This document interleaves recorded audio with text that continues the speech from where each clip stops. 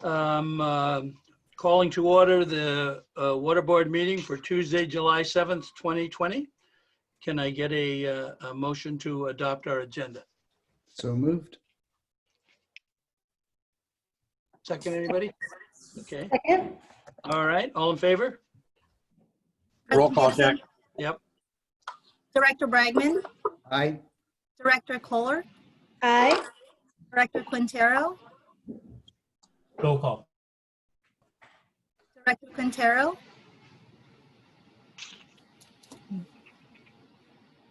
Aye. President Gibson. Oh, I'm sorry, Director Russell, Aye. President Gibson. Aye. Aye. Yes. Thank you. I guess we're ready for public expression. Do we have public expression? So we do have one public comment that is not on the agenda, and it was sent in advance, and it also will be posted on the website. Okay, good. Thank you. Directors and general managers announcements. Let's start with the general manager. You have any announcements, Ben? I do not have any announcements this evening. Okay. Larry Bragman? Just talked to Ben yesterday. There was a major leak up on Bolinas Road, which was visible from about a mile away, that I think staff got to it within, 10 or 15 minutes. So it was a bit of an event. It was quite visible, quite dramatic. But like I said, staff, I called Ben and it got taken care of quickly. Yeah, So, that's we'll see how it ends. yeah, that's good. That's good news in a sense. Yeah. All right, Cynthia? I'll just mention quickly, you may all be following in Washington that HR 2 passed out of the House. I don't know what will happen to it in the Senate, but it contains a lot of very significant provisions for support to public water utilities. So I just want to alert the board, and I assume management and staff may be following it already, but wanted to make sure the board was dialed into that. Okay, thank you. Armando? I just saw the video that Ben sent out about basically a pretty horrific statement that was made to a family a few days ago up on Cataract Falls. And I just want to say that since I've been on the board, there have been a handful of statements that have been made toward the board members and toward me that have been pretty awful. And I mean, there was, and so I guess we've been pretty careful with that in the past, and I don't think we need to be so careful about it going forward. There have been some really awful statements made to individuals that are just totally inappropriate. At a board meeting that we had in San Rafael a few years ago, there was a gentleman during our comment period who pointed me out and said that my daughters should not be living in San Rafael. And I remember Mary Casey just dropping her job when that happened, and the room was silent. And I don't think it's appropriate for us, especially with our visitors, our customer base, our workforce, and ourselves, to be tolerant of that. Right. And there's several more things that have happened, and some of them, frankly, have happened internally. And so I just want to make sure that we are all paying attention both to what we say and to what we hear. And that's it. Good. Thanks for sharing that, Armando. Yeah, absolutely. Thank you very much. Larry Russell, you have any comments? I don't, Jack. All right, thank you. That gets us, I guess, to our consent calendar. Can I get a motion to approve our consent calendar? So moved. I have a question. I just wanted to confer with Jared about asking on that lease assignment, if we could at least ask the assignee about the battery backup capability on that station. Of course, Director Bragman, we can definitely ask them. I'm not sure if VBT1 will be the one to ask or T-Mobile, but whenever we send out the consent to assignment agreement. We can ask whichever party is most knowledgeable to provide those details. And then one other comment is in other lease agreements I've seen and worked on, there is an adjustment if they add additional broadcast facilities, which ours don't have. So it's just something for you to kind of be aware of as we go through these renewals, that's pretty standard now. So it might be something the district could pick up a little more rent. Yeah, Director Bragman, actually the construction section of that lease agreement, I think it's section 26, if I recall correctly, actually allows for that. If someone's going to add additional antennas or facilities, they actually have to get the district's permission, and usually we negotiate additional lease money for that. Okay. I'm sorry I didn't see that. Yeah, no worries. Thank you. I have a question, Jack. I just looked at this video that Larry was talking about. It seems to me we should reach out to this woman and just say, you know, it doesn't at all represent Marin or us or anybody else here, if folks think that's appropriate. Okay. Yeah. Got a letter from the board or letter from Jack? Okay. Yeah, any or Ben or any of the combined. Yeah. Maybe we could send her a parking pass to kind of just say, you know, she's really sorry. And Yeah, and that you're welcome. Yeah, I like that. That's a great idea, Larry Russell. Yeah. Very good. Okay, we'll go ahead and do that. I think a letter from Jack would Okay. probably make it appropriate. Good. Just right. make sure it's on the board. you know how long it takes Jack to write letters, right? Yeah. We'll I got a good staff. Okay, I guess we're on our regular calendar here. Item number 6, increase visitor impacts from COVID-19. Actually, President Gibson, Yes. I think, I'm not sure, did anybody do a second on the consent calendar? Oh, second? Thank you. And is it okay for me to go ahead and do a roll call? Sharice, do we have any public comment on the consent calendar before it goes to approval? I don't have any public comment on the consent calendar. Public comment. There is no public comment.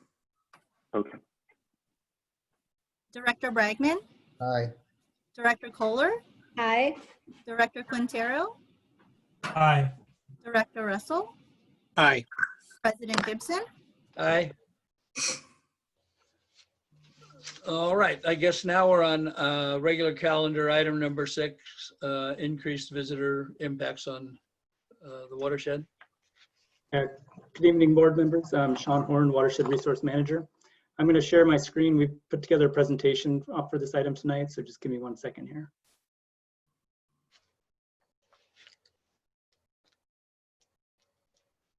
All right. So with the COVID-19 shelter in place, we have seen an increase in watershed visitors, which generally is a good thing. And we're happy that people are using the watershed and finding time to visit and getting the peace of mind that they need from the to our watershed. However, the increase has resulted in some impacts to our watershed and to users in general that we wanted to bring to the board's attention and have some discussions about things that we're doing in the near term that we're to address some of the heightened use that we're seeing, as well as some kind of long-term concepts that we'd like the board to consider and provide some direction on for how we might be able to address higher than normal usage in general. How our rangers have been describing this is that we're really seeing we're seeing weekend crowds on the weekdays, and we're seeing holiday crowds on the weekends. And then that was further heightened this last weekend because it was a holiday, and we also had higher than normal levels of use, as well as closures of some beaches throughout California. And so we had much higher use on the watershed. So with that, we're having these specific issues relating to that higher than normal use, being parking limitations. Primarily on the weekends, we're seeing this be a significant issue and having to close and monitor some parking areas. We're seeing higher than level of use at major entry points and along popular trails. that is making it difficult for some people to socially distance and protect themselves while they're out on the watershed. Our trash facilities and some of our porta potties and sanitation services are being overwhelmed by this higher than normal use. And then we're also having to respond to more medical aid requests, our rangers, due to this sheer number of users that we're seeing, as well as some of these users being perhaps new users to the watershed and finding themselves in situations where they need assistance. So we're going to review some of that data with you tonight. And then also some of the steps we're taking to make sure that our users are aware of the COVID-19 protection measures that they should be employing while they're out on the watershed. So the increased use really is overwhelming some of our facilities. Bontempe parking area on the left has really been one that we've had to shut down on the weekends because of higher than normal use and overcrowding and really limited parking in that zone. And some of our trash facilities just really aren't designed for the level of use that we're seeing. So we've got a number of steps that we're taking to try to address that. That overwhelming of the trash is an issue for us in the watershed because it does result in kind of dispersal of that trash by wildlife and by wind. And so we have a couple of steps that we're going to be taking as watershed staff to help address those issues. An ongoing area that is of concern is the Cataract Trailhead. One of our rangers counted 146 cars parked along the side of the road on Saturday at 3 p.m. That is far exceeds what the capacity of parking in that area is, and it went from Alpine Dam all the way up X Road beyond the trailhead, which was concerning for a number of reasons. Emergency vehicles access was being diminished, and then there were some issues with cars actually having to be pulled off the side of the road because they parked too close to the edge. Excuse me. And then our porta potty facilities really aren't designed to handle this level of use. On Cataract Trail over the weekend, one of our rangers counted 229 people in an hour period walking the trail, and that is a single, use pathway for hikers. And that's of concern because it's just hard for people who are out there enjoying that area to stay safe and protect themselves. And we're also seeing people going in the water and violating some of our regulations in that zone. So these are issues that we're taking very seriously, and we think that we need to address it in a number of ways to ensure that our users feel safe while they're on the watershed, and also that the resources that they enjoy on the watershed are being protected, and to ensure that the quality of their recreational experiences do not diminish during this higher than normal level of use. So the graph in front of you is really representational from a calendar year perspective of 2017, 2018, 2019, 2020 of medical aids that the rangers respond to. And so, we're partway through this year and we're seeing numbers that equal almost what we see in an average year. So we're going to continue to see these numbers grow as we have higher than normal levels of use on the watershed. They're proportionally in line with the types of medical responses we get.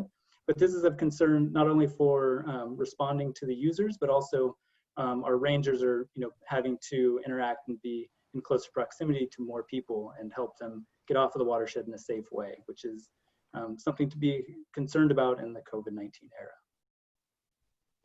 So in order to protect our users while they're on the watershed, we've been reviewing other agency signage and trying to come up with signage that really help users understand how they can be safe while they're on the watershed, but also do it in a way that doesn't over pollute the kind of signage that we have and kind of overwhelm people with the information that we're providing.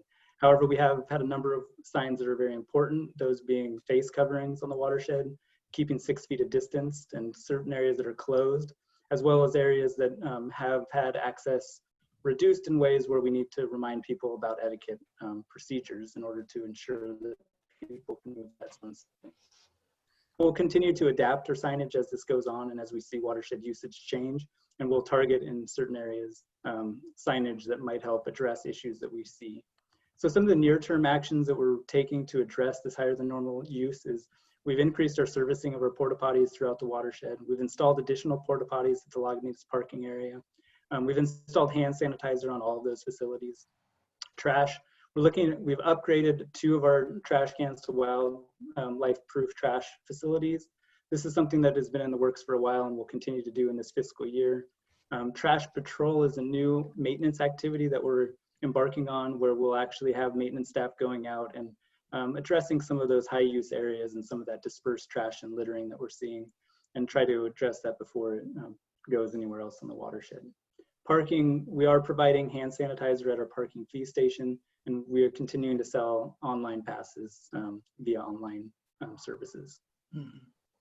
So in regards to outreach, we've got a number of strategies that we're moving forward to help just kind of educate users about safe practices while they're in this COVID era. So we're expanding our Watershed Ambassador program to be a Watershed Greeters program. We're developing kind of a general methodology for this, and we're going to spearhead it with staff, where we'll actually go out onto the watershed, set up a station in high use areas, and just try to interact with people and make sure that they feel safe and understand the rules that we're putting in place to help protect users and the safety procedures that we are recommending.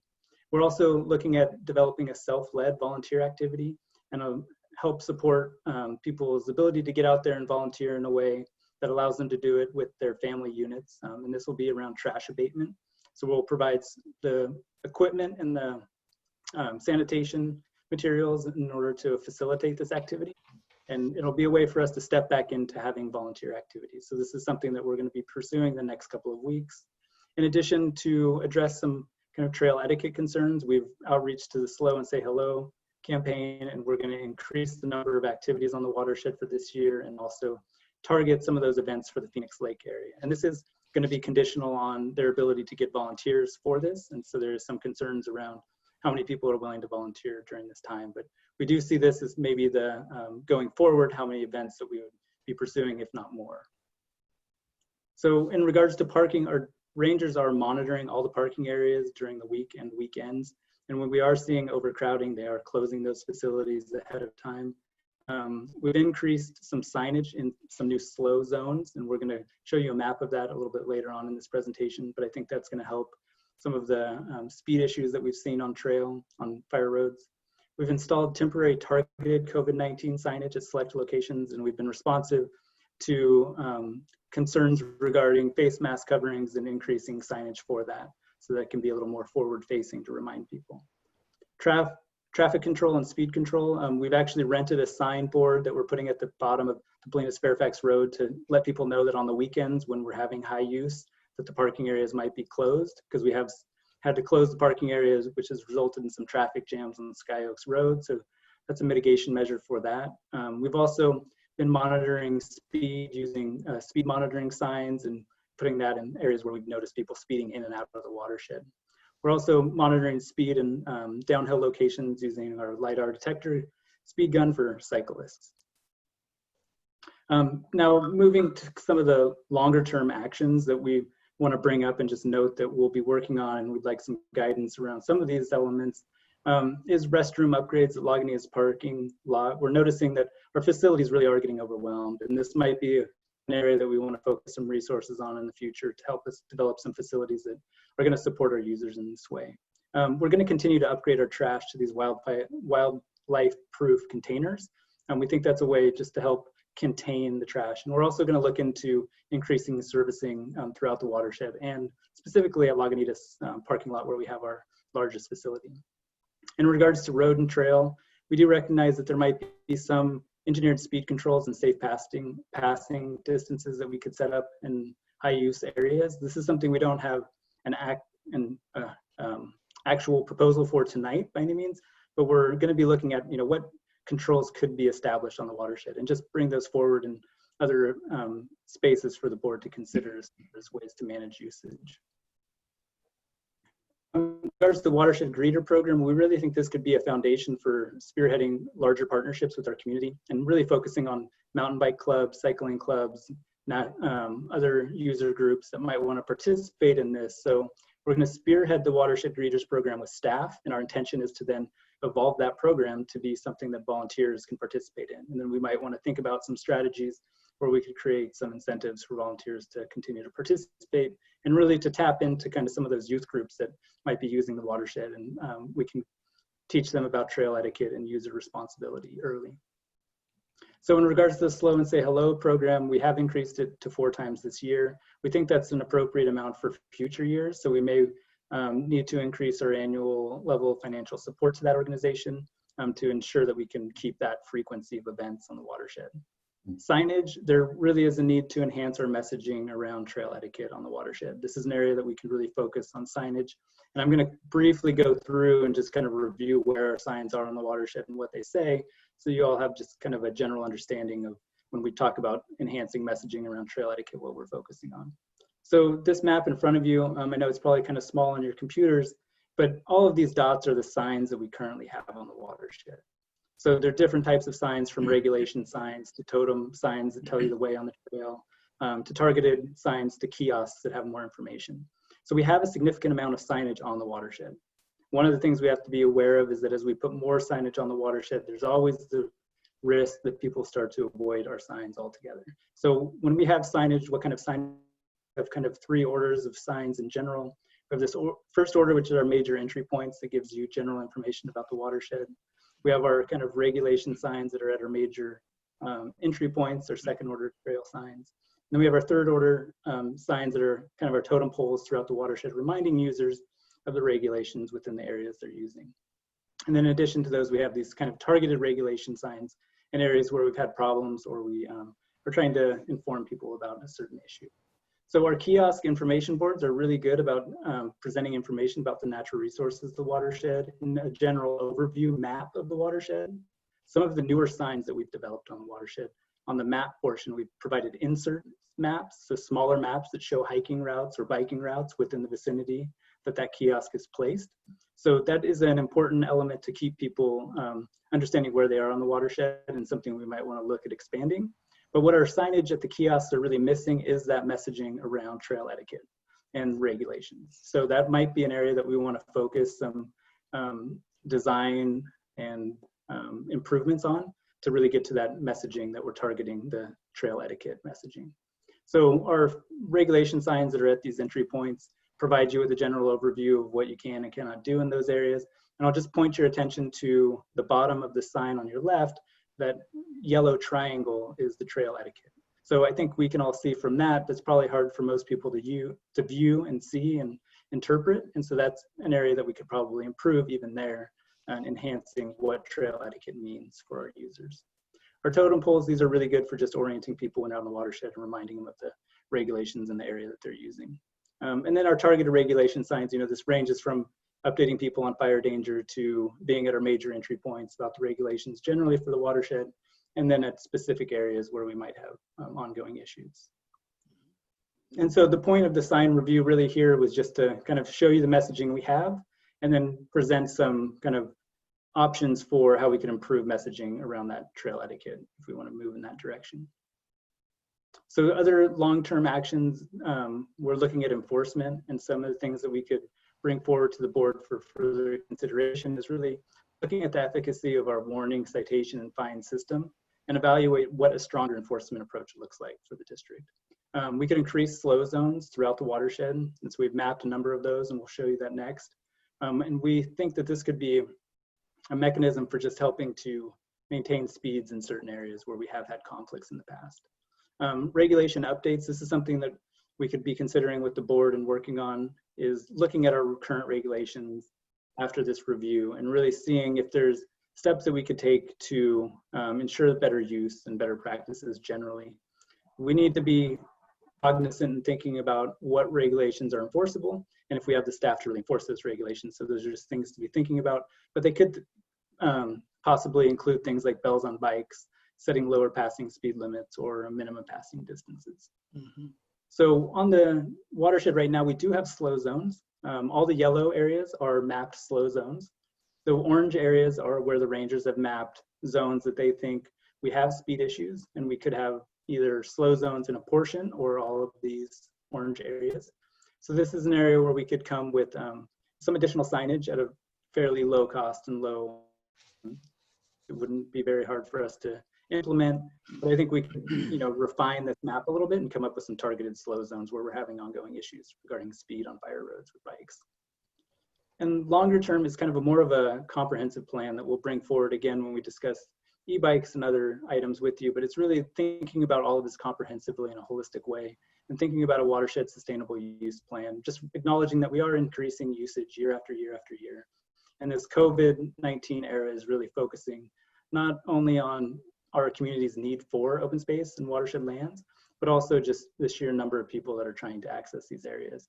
And it acknowledges that our facilities and our visitors and our natural resources are all intermingling and are one, and we need to manage and treat them accordingly and as one system and unit. And so this is something that we'll continue to hash out. And if the board would like to see a more full-blown approach to this or outline, that's something that staff could further develop and bring forward in future spaces for the board to consider. So with that, we're really here to hear any input that you have on items that we can do in the near term to address this higher than level use, or some adjustments to long-term plans and strategies that you would like to direct us to focus on. Okay. I have just a couple of comments and questions myself. I'm sure other board members do as well. But every time we have had hearings, or meetings on any of the user issues, when the e-bike advocates come before us, or other bike groups come, or equestrians or whomever, we get one after the other offers to help us and volunteer for various activities. So it sounds like you're focusing on that already, but but tapping into those groups should get you a lot of volunteers. Yeah, it seems to me. The other point, I understand in general that weekdays in this coronavirus era, weekdays on the watershed are looking as weekends normally would look. Right. Now, Muir Woods has capacity limitations, and they literally, I'm not quite sure how they do it, but you know, they close it down, you know, with signs all over closing it down. Do we have even the capacity to do that? Monitor how many people are on there at a given point and say, okay, that's it, we're closing it, nobody else is going in. Is there any possibility to have a system like that, given the size of our watershed and the number of entry points? But you know, yeah, and especially in the coronavirus era, I wouldn't want to see this necessarily for all time, but at least serving the immediate problem we're having. Yeah, we can investigate that, Jack, and come back with some thoughts on where that would be appropriate. Okay, good, thank you. Any other board members have comments, questions? I do, Jack. Go ahead, Amato, go ahead.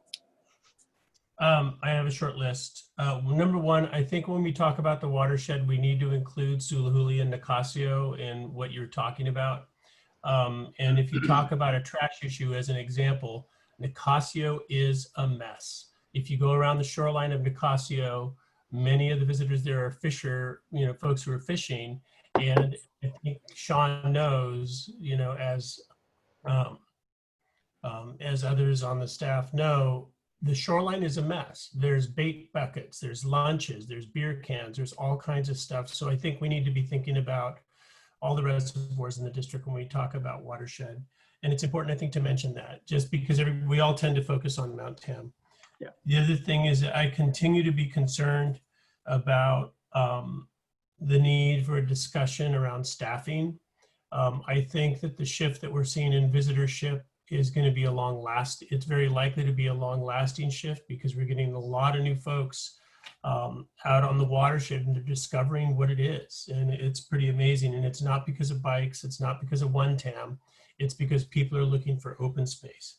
I was surprised, Sean, that you didn't mention one TAM in your presentation. We've got, so I'm very curious as to how that organization and the very well-trained volunteer workforce that they have fits in the plan. A couple other things, and when we talk about trail etiquette, I do think we need to talk about race and access and equity. You know, I think we need to be making a statement that these lands are everybody's lands, you know, and I would like to see that in future signage, because I mean, right now it's a hot button and it's very real. And I am actually getting calls from people who work in park agencies who are mortified at what they as individuals are experiencing, as well as what they're seeing. You know, what we're seeing are those moments that are actually caught on video, but there's more of them out there. I like to think that there may be some statement that's carefully thought out that talks about how this is all of the public's land, so that you don't have folks saying things like, go back to your country. That's just nauseating, actually. I also think that part of trail etiquette should include a reference to respect for everybody who's out there. I mean, that crosses all the boundaries. And I think that just an overarching statement around respect for everyone is fitting and appropriate. I also think that from having worked in parks and having worked in law enforcement and supervising law enforcement, I think that preparing to be reactive to the activities that are going on is important, but also a very powerful impact is peer pressure. It's getting the other users on the lands saying to other folks, hey, don't do that, or to cyclists saying to other cyclists and such. I think emphasizing the role of peer pressure, I think, can be really important. And also, I know that it's in the signs. In the last 2 weeks, I've traveled 36 miles on trails on the mountain, and 22 of that was actually walking. And so I do think that messaging around the value of the watershed is also extraordinarily important, because in the state, it is the watersheds, it is the green infrastructure that's getting a lot of attention from legislators. It's getting a lot of attention from investment opportunities. There's businesses arising around that. And there's also a tremendous amount of science. And as you know, Sean, the understanding and the science is evolving continually. And so I think that however we can strengthen those messages, it's also important. And I'll send this stuff to you in writing, because it was kind of a long list. But yeah, I'll stop there. Thanks, though. That was good. I'm not criticizing. I'm saying that was good. Okay. Okay, I have a few comments, Sean. I don't agree with your assessment about the porta potties at all. The issue is not the capacity of the porta potty, it's the having enough porta potties to match the capacity. And I think we need to step up to the big boys table here and do something like immediately quadruple the number of toilets. I don't know if that's even the right number. It might be more than that. Have them clean twice a day, which we can easily do. There's a lot of information flying around right now on the wastewater side of the business about the presence of the virus in wastewater. So it's clearly there. It jives with the level of infection in the community and so forth and so on. So keeping these things clean, I think, is a really important effort that needs to be made. And like I say, I don't think we need, I complained to Crystal 2 weeks ago when my wife was at Bontempi and the bathroom was disgusting. She immediately responded, and that's fine. But I think we're probably under responding. So I don't know that we need to have a plan to address this, but I think you just need to step forward and do it. And like I say, if we spend, $100,000 renting toilets, then we spend $100,000 renting toilets. I think that the gates, perhaps we could do something like labeling the entrances as friendship gates with some sort of a mission statement that says, right to access this is conditional on your agreement to treat all people with equal respect, or something to that effect. That's good.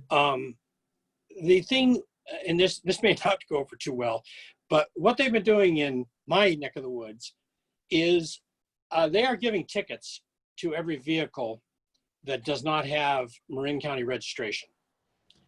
I think we might think, in terms of your thoughts, Jack, we could make an effort to restrict the usage to Marin people first. I think, Armando's thoughts are nice ones, that it belongs to everybody, but actually it belongs to our constituents. And It's a state park, it's a county park, it's a national well, park. but ours, our watershed is what we're talking about. Good luck with the boundaries on that. Well, I don't care about the boundaries. What I'm talking about is the entrances. And it seems to me that we should address this stuff not in the what I will call the normal way that MMWD addresses things, which is kind of small time. You know, Jack, you mentioned Muir Woods. I mean, the way Muir Woods works is they sell a ticket. Yeah. That's how they control. Yeah. And they require a shuttle bus. You know, And they have a maybe it's- single parking lot.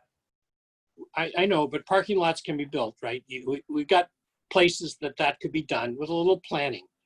And, you know, maybe we should think about relieving the overload of the vehicles with a shuttle bus from somewhere. I don't know where just yet. I mean, it could be as far away as Home Depot's parking lot or Target's parking lot. They would probably cooperate with a certain level. They won't want 100,000 cars, but 500 cars might be something they could stomach. Maybe not. But I think we need to grow out of the, you know, this is just our backyard and it's available to everybody. And we need a real plan here to move forward. Unfortunately, we need to move forward now, not in 3 months, not in 6 months. We need to address the issue and get something rolling. I'm happy to talk about it at your convenience. If you want to talk more, if you think my thoughts are interesting, I'm also happy to have you just move forward and get the job done. So with that, Larry, what would you think if I said I thought your comments were nice? I think that's great. I thought yours were nice too. Actually, I have to say that you just said if you think my comments were intelligent or worth talking about, but when I made my comments, you said that my comments were nice. And I think that's exactly the kind of thing we have to be careful about. You know, we're talking about solutions and it's a broad set. And I'm just saying that I don't know how you meant it. I'm just telling you how I took it. I meant it in the warmest way possible. I believe you. Absolutely. I believe you. No, I mean, the thing But I'm I'm just worried saying- about, Armando, is we're not moving fast enough, okay? I agree. I completely agree with you. But it's, I'm sorry for my sensitivity, I suppose. It had absolutely the warmest possible comment I could make. It was meant in that form, not in any other way. There was no secondary agenda. Yeah, no, Larry, I know. I'm just saying. It just, anyway, thanks. Sorry. Yeah, I meant that was good, that they were nice. Maybe just to jump in with a couple of other comments. I appreciate the staff recommendations. It's very thoughtful. I support it.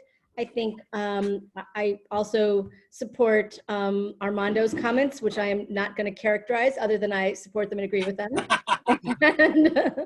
and Larry Russell, I have to say I want to think a little bit more about some of the things you're saying about moving very quickly to expand parking and shuttles.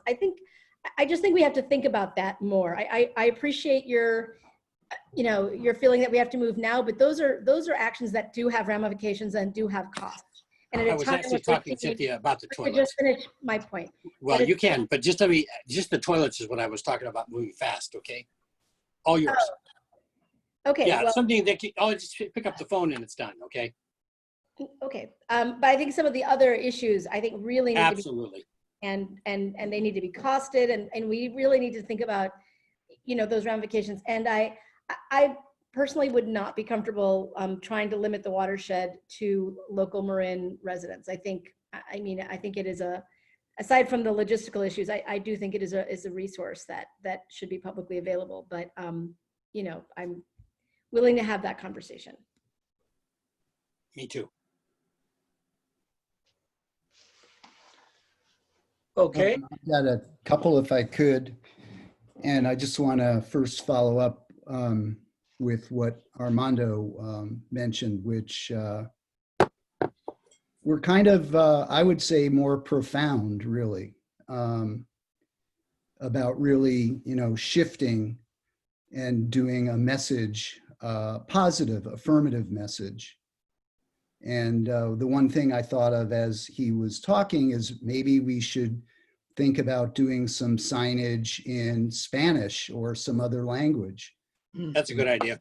Yeah. Because, we got a lot of diversity in this community and, we want to welcome those folks. There's, access to open space is for everybody in Marin County, and that includes all the different neighborhoods, including the Canal, Marin City. So, that might be a consideration. But maybe we could do that with the shuttle too, huh? Open doors. Maybe so. Maybe we could sponsor that. I would think that would be more of a one-TAM kind of thing to do. Whoever. Yeah, positive outreach for sure. On sort of a more just practical level, I very much support expanding the slow zone and making the signs look more official and enforceable instead of just recommended. I mean, the yellow sign, it's kind of like a smiley face, and I don't really think it's got sort of the imprimatur of law or regulation. So especially like Phoenix, you have a lot of elderly people because it's relatively flat. I mean, that should be a slow zone, absolutely, down to Natalie Coffin Green. That's a highly trafficked area, as well as Lagunitas. It really needs to be like official.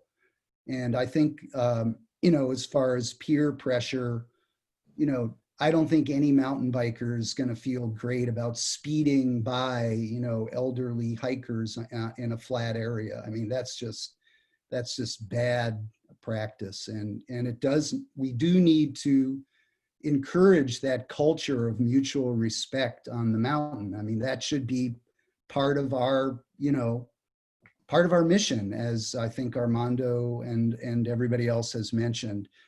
I don't know if we've thought about hiring community service officers or community service people. So they used to be called meter maids, but in Fairfax, it's called a community service officer. So instead of having a ranger issuing parking citations, you have you don't have a sworn officer. Yeah. You just have somebody that's, maybe wants to become that, who has a radio or has a phone, who can call in assistance if they see something, and can also take care of some of the less, more common tasks, maybe, parking tickets, trash, talking to people, so that the rangers can really come in when they're actually needed, and they're not stuck taking care of minor things. Totally agree with the increase in bathroom. I mean, it's not only the waste, it's actually the air inside of them. So I think the fresher we can keep the restrooms, the better. There's a real bottleneck that I've discussed with staff at a Deer Park, which is, if you look at the road and trails master plan, that is considered a major entry point. It's a very narrow trail. I think it would be worth reaching out to the school district to see if we could help expand that trail to get in, because I've had several people mention it to me. It's very stressful. It's a very sketchy little trail with a split rail fence on a steep hillside. So that's something I'd like to see us do, is reach out. It's actually, as Crystal sent me a map, it actually is Ross Valley School District land, but maybe we can help them out and figure out a better path over there. And let me just add one more note maybe. I saw the comments that don't support requiring bells. Maybe we don't do that now, but I've been riding up there a long time, and it just seems like a really good idea, instead of having people shouting a warning, to have a bell available. I don't think it's going to solve everything, but you want to build that culture of respect up there through our regulations. So it's just something I think, I wouldn't just dismiss it because, the bike groups, they're handing out bells. The reason they're handing out bells is because it's a good idea. Yeah. So I guess that's about it, but very good start, very good conversation. And I really appreciate that the board is taking a look at the welcoming aspect that Armando brought up. I think is so important for us to really take up, as a board and as a community. So. Mhm. I'll just make one last point. So thanks for raising the bells, Larry, and I agree with your points. Because I'm hiking more on the fire roads than I normally do to enable social distancing. And my perspective, completely unscientific, is that there's a real mix in the biker culture that I'm seeing, and I'm running into many, many more bikers than usual because I'm again more on the fire roads. Some are great, they slow, they smile, they do all that, but about 50% are zipping by. And if it's windy or if you're talking, you may not hear them. I mean, in the last week, I've been almost hit 3 or 4 times. So having somebody, having that culture, building that whether it's bells or whatever it is, I really agree. I mean, people are, I definitely am feeling the tension up there now that there's Yeah. more sharing on those fire roads. Yeah. And it's like a physical reminder to people to, to yield. Yeah. Bikes should yield to pedestrians, period. I can't say there's any yielding going on. Very little yielding, I'm just happy not to get run over, but yielding would be a whole other thing. Yeah. How about just being courteous, but the vehicle code, they call it yielding. So. Okay, do we have any more comments before we go to public comment? All right, I guess we're ready for public comment. So we received 8 emails on item 6, and they have been forwarded over to the board members, and they will be posted on our website. As far as participation from the attendees, we do have 2 attendees, Larry Minikis. And just as a reminder to the public, you may participate by clicking the raise hand button. And if you're joining by phone and you'd like to comment, you can press *9 and we'll call on you as appropriate. And all comments should be limited to 3 minutes or less. So with that, we're gonna go ahead and have Larry Minikis. Larry Minikis, if you can go ahead. Can you hear me okay? Yes. Yep. Okay, thank you. Sean, thank you for the presentation. It's quite complete. And all the problems that Sean is calling out, I can attest to. And I think those of you directors and other staff members that have been on the watershed are seeing exactly the same things. And Sean, in your pictures of the signage, like the kiosk is almost overkill. It's really overkill. You have a very simple sign that wasn't there, and I'll send it over. I took a picture of it. It's right at the entrance at Natalie Coffin Green, and it's of a mask. And it's just a simple picture of a mask. Wear a mask, and it gets the message across to people. And that was the one that I'm referring to in my letter. I just want to be clear about that, and I will send that picture over. Last month you had 3 times the EMS calls you have in a typical month. I think there were 18 on that chart. And generally, it's 5 to 6 a month, year after year after year. And I believe the month before it was close to triple, and the month before it was double. So that's going up alone. It's taking more ranger time. And the day that poor lady fell down Tucker Trail and had to be helicoptered out, that Saturday, there's 1 ranger on. So that all that energy had to go to that 1 woman. Anything else, I don't know how it would have been handled. There's a bigger elephant in the room here, and your facilities are just overwhelmed. You can see that in the picture, and it's gotten sort of derailed towards signage and how people are acting. But you're not going to change this culture with signs alone. You need enforcement, and with this tremendous increase in recreation that we're seeing, the rangers are not going to be able to go out there and offer stronger enforcement because they've got to do all these other things now that are tying up their times. So the real issue is, where can you find money in this tight times with your tight budgets? Can you find COVID funding or something to put, as Larry was suggesting and Armando touched on, it's really a staffing problem at this point. These rangers can't handle what they've got. I mean, Larry, I'm sorry to interrupt. Just to let you know, you have about 40 seconds left. I appreciate that. And so I do think that a new class of worker up there or an extra class of worker up there is probably what you need to do. The bathrooms, all those other things fall under this, but what you really need is you need to step up your staffing somehow, because it's overwhelmed the place. And I think it was clear from the photos. And I had other comments, but let's leave it there, you know. Thank you very much. Thank you. Thanks, Larry. And now we have Robert Middlestat. Robert Middlestat? Yes, can you hear me okay? Yes, we can. Oh, good. Hey, just a couple of comments. First of all, I sent a letter to the board and the staff earlier today, and I apologize for that letter. I, as an e-biker, I overreacted and thought this had more to do with e-bikes than it obviously does. So I apologize for that. I think I was maybe 2 weeks ahead of my time on that letter.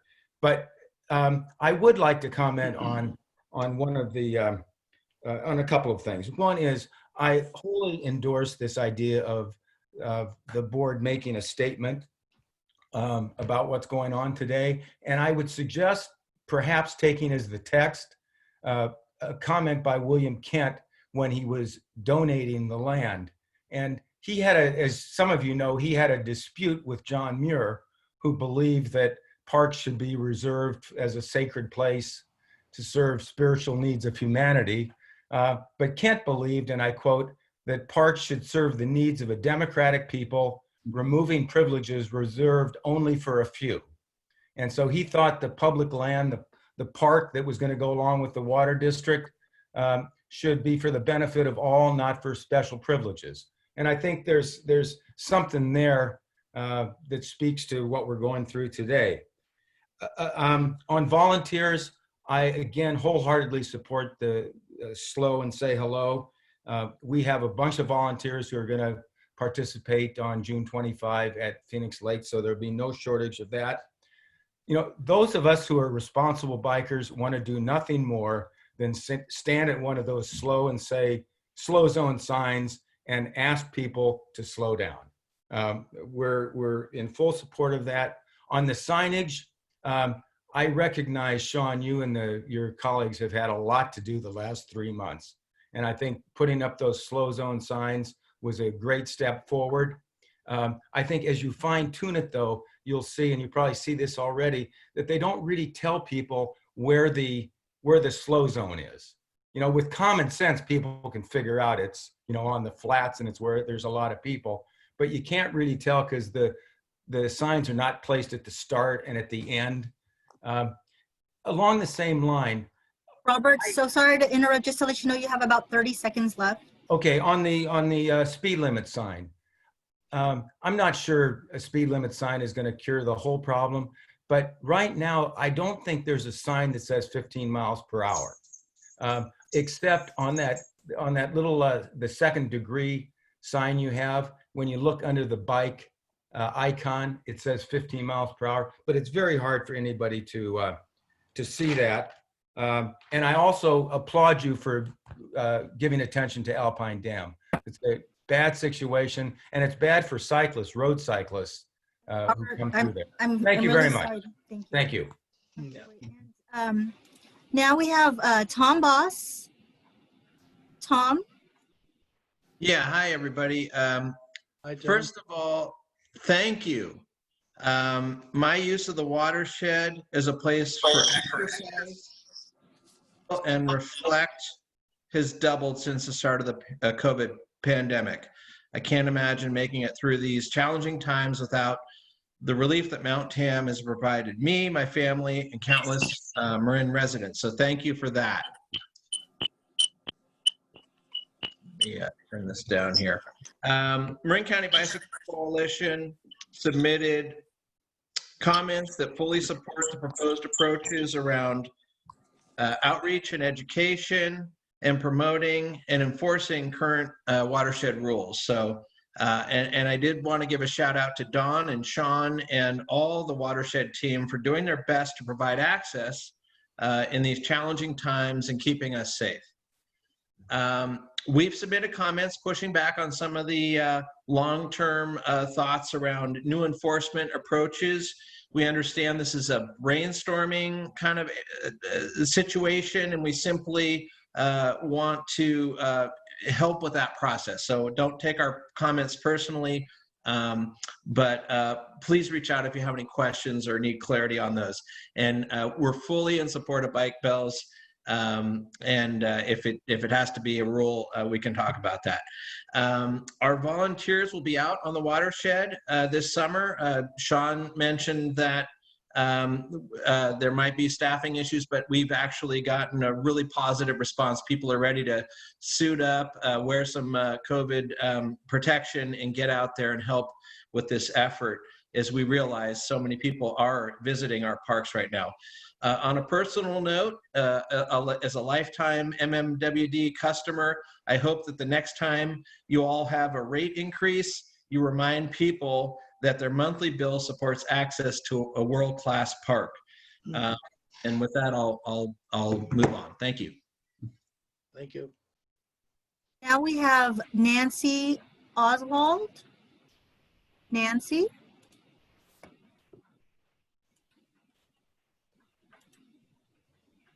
Hi, Nancy. I believe she's muted. It looks like that on my screen. Yeah. Nancy, I'm sending you a request to unmute.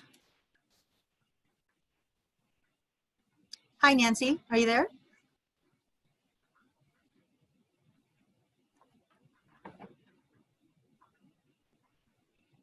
Okay, let's see here. She's unmuted. Yeah. Okay, so maybe, Sounds like it's a Zoom special. Maybe she changed her mind because her hand is down.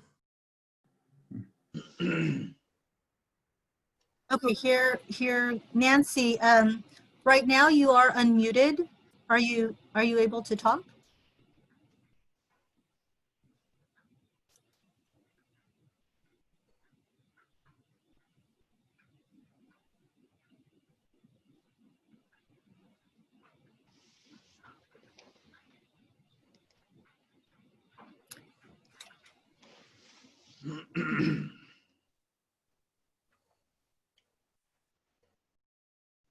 Nancy?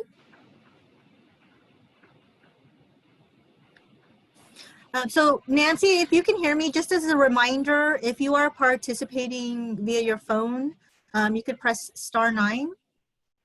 And if you're participating through your computer, you are given the ability at this point to comment.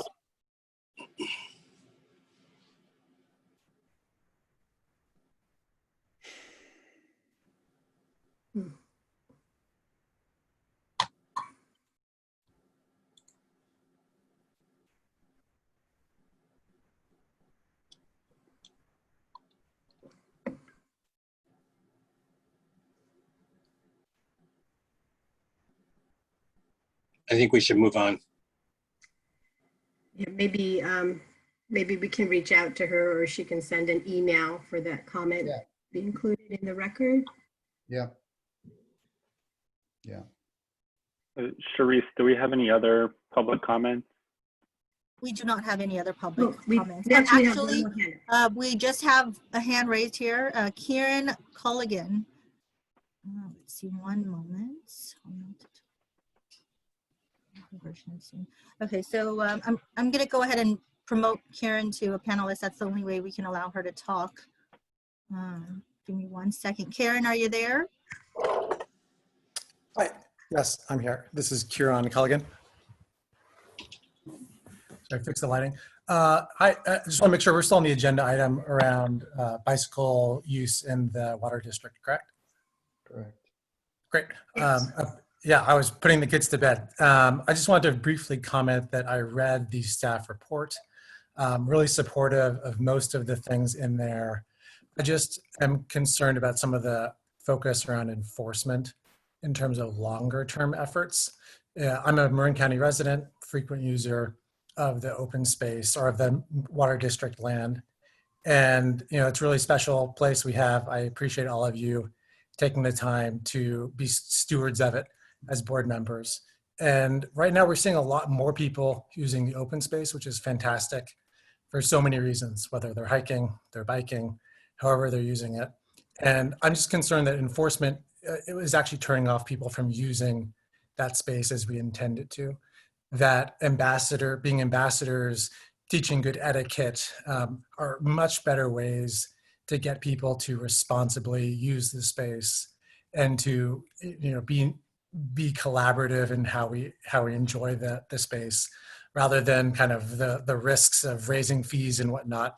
And in many ways, that really just hurts the people who are getting into the sport, who are maybe don't have the incomes that will be most impacted by a fee and using it, which is, I think, really counter to what we should try and encourage, is that people with the least means You've got mail.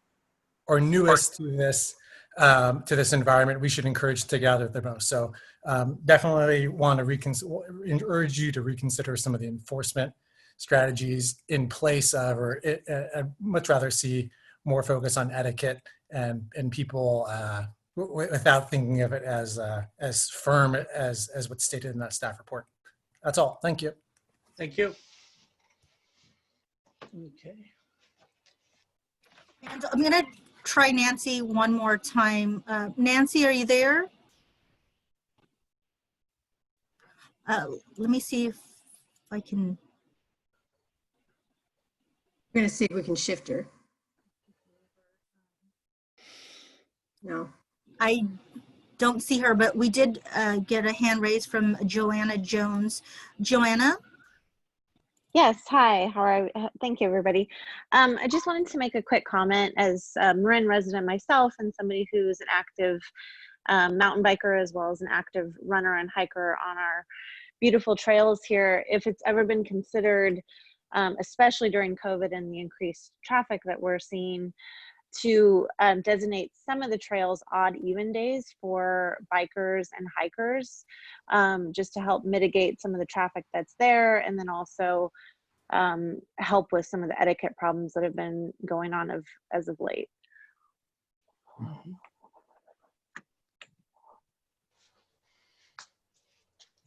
Yeah, Sean, I don't know if you want, I know that is something that has been talked about a little bit. I don't know, Sean, if you have a comment you would want to make on it? I think that's an item that's going to be coming back to the board for further discussion in the July 27th meeting when we talk about e-bikes. There was a conditional access option that did include some of those approaches as far as odd even or conditional uses around routes. So that'll be something for the board to discuss further. Just a correction, Sean, that's actually tentatively scheduled for July 21st. Thank you. Okay, thanks. Okay. Any more public comment? We have no more public comments. Okay. Thank you. Thank you. And Sean, thank you very much. That was a very stimulating report. I guess we're on item number 7, appointment of a board secretary. Good evening, board members. We're so excited to bring this item to you tonight. If you recall, back in March of this year, you authorized the general manager to recruit and hire a new board secretary. After reviewing more than 60 applications, tonight we are asking you to approve the appointment of Terry Gillen as our new board secretary. Terry comes to us from the city of Novato, where she's the city clerk, and does many of the duties that she'll be doing here at Marin Water. She has more than 12 years of public sector experience. In addition to the city clerk experience in Novato, she's held similar positions in East Palo Alto and the city of Redwood City. She's also worked as a policy analyst for the city of Oakland and as a field representative for a congressional representative in Contra Costa County. So in her current role, she's responsible for managing meeting minutes, processing the packets, developing the staff reports, and the completion of resolutions, ordinances, and public notices. She's also responsible for ensuring that the council activities comply with the Brown Act. And she's got experience in records management and FPPC filings as well. So she has 2 degrees, a degree in history and a degree in political science. And she's a certified municipal clerk. We really think she'll be an excellent addition to our team here. And we are asking you to approve the appointment of Terry Gillen as our new board secretary. Okay. Any comments or questions? I will move approval. Okay. Second. All right. Do we have any public comment on that? No public comments. All right. We got a motion and a second. I guess we have a roll call vote. Director Bragman, Aye. Director Kohler, Aye. Director Quintero, Aye. Director Russell, Aye. President Gibson. Aye. All right. Thank you. Item number 8, approval and for recruitment and hiring engineer technician position. Thank you, Jack. A recent internal promotion has created an engineering technician vacancy in our records department, which is managed by Paul Morrison. This position is critical to the timely and accurate recording and maintenance of digital records of the district's water system. This position prepares digital record drawings for the district's capital improvement program, prepares leak reports and field maintenance and repair records, and maps which are maintained in the district's GIS system, and also provides mapping and support for our underground service alert program. So tonight we're asking the board to authorize the general manager to recruit and hire 1 engineering technician position for our records department. Okay. Any comments or questions from the board? I have one. Okay, Armando. This brings something up for me, which I think is important. I think that in the future, any positions that we're being asked to approve should include a copy of the position description with the announcement that we're being asked to review. Good idea. I'd like to make that recommendation, and I don't know if it's something we can take up now, but I do think that it's valuable for all of us to understand, the skill sets that are being recruited for the various positions in the district as well. Okay, sounds like a good idea. Very good idea. Okay, any other comments or questions? Okay, can I get a motion? Move approval. Second? Okay, any public comment? No public comments. Okay, roll call vote. Director Bragman, Aye. Director Kohler, Aye. Director Quintero, Aye. Director Russell, Aye. President Gibson. Aye. Thank you.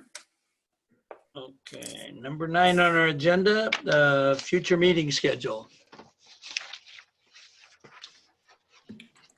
Well, we are planning to hold all the meetings as scheduled on the board's calendar. I did want to call out to the board's attention on the very bottom, the September 25th planned board retreat. I've heard from most of you, not all of you. If I'll ping the 1 or 2 I haven't heard, that will allow us to go ahead and continue to plan for it. And I'll be talking to all of you about the agenda and the details. Of course, September,